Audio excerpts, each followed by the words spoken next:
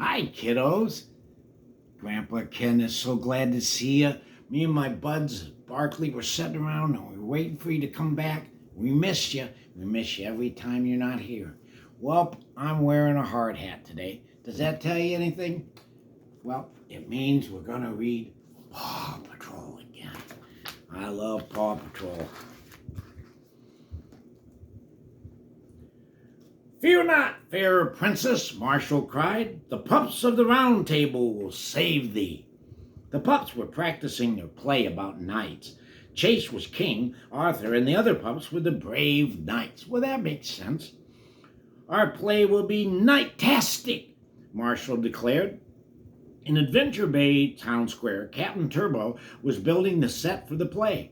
The set looked like a castle. Castle construction is close to completion, Captain Turbot said. Just one last nail. But when he swung his hammer, he missed. Instead of hitting the nail, he hit the castle wall. Uh-oh. See? They're all ready and they're practicing and everything. What's going to happen?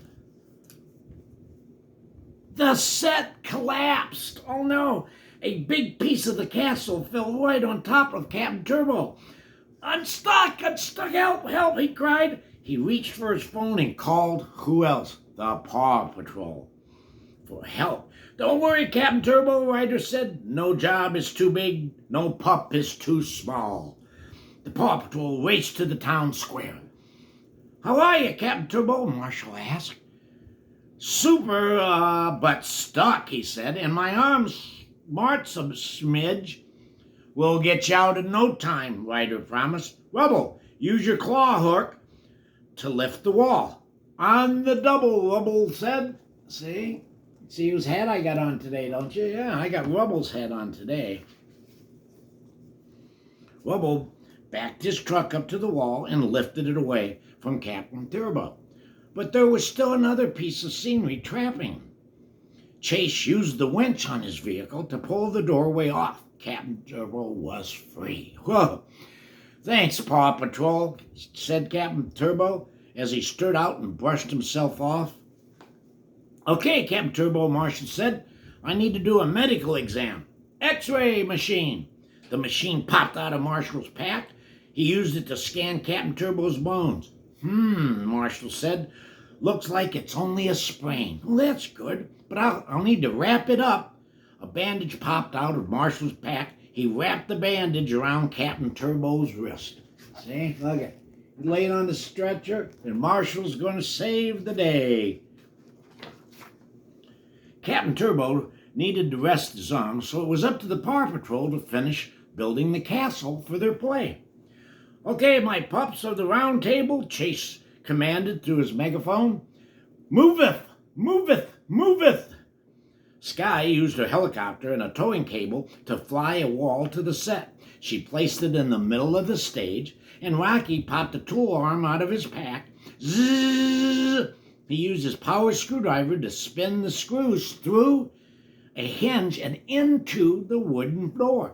He tested the door to make sure it could easily open and close. The castle door is complete, he announced. See him using his electric screwdriver? Probably battery control. I don't see a plug. Do you, kiddos? It was time to start the entertainment, and the last of the audience arrived just before the play began. Called Callie the kitten was a princess stuck high in a tower. The pup who pulled the bone from the stone would become king and save the princess. Behold the bone, Rubble said. Rocky said, licking his lips. It looks delicious. Marshall entered. Fear not, fair princess.